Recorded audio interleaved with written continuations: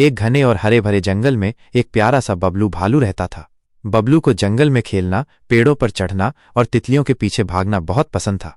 वो इतना शरारती था कि पढ़ाई या किसी भी नई चीज को सीखने से हमेशा दूर भागता था।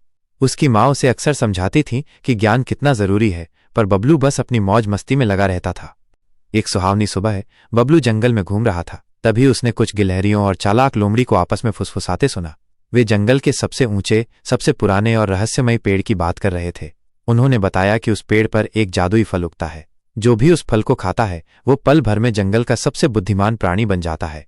बबलू ने जैसे ही ये सुना, उसकी आंखें चमक उठीं।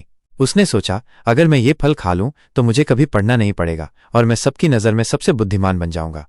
बबलू ने तुरंत उस जादुई फल को पाने का निश्चय कर लिया।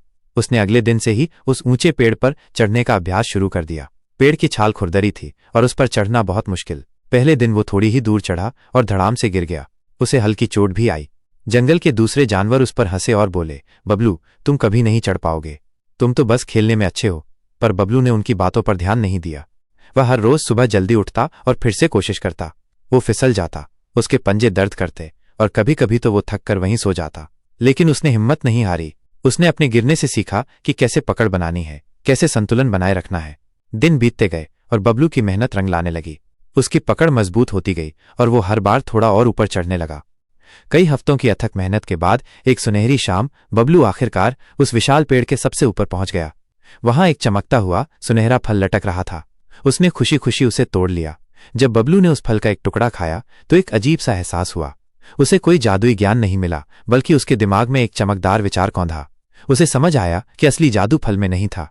जादू तो उसकी मेहनत, लगन और कभी न हार मानने वाली भावना में था। बबलू मुस्कुराया।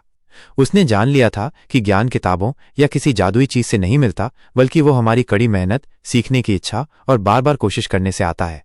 चाहे वो पेड़ों पर चढ़ना हो या कोई नई किताब पढ़ना या फिर कोई नया खेल सीखना, हर चीज में लगन और अभ्यास ही हमें सफल बनाता है। उस दिन से बबलू ने सिर्फ खेलना ही नहीं, बल्कि नई नई चीजें सीखना भी शुरू कर दिया और जल्द ही वो जंगल का सबसे बुद्धिमान और सम्मानित भालू बन गया, जिसकी बुद्धिमत्ता उसकी किताबों से नहीं बल्कि उसकी मेहनत से आई थी।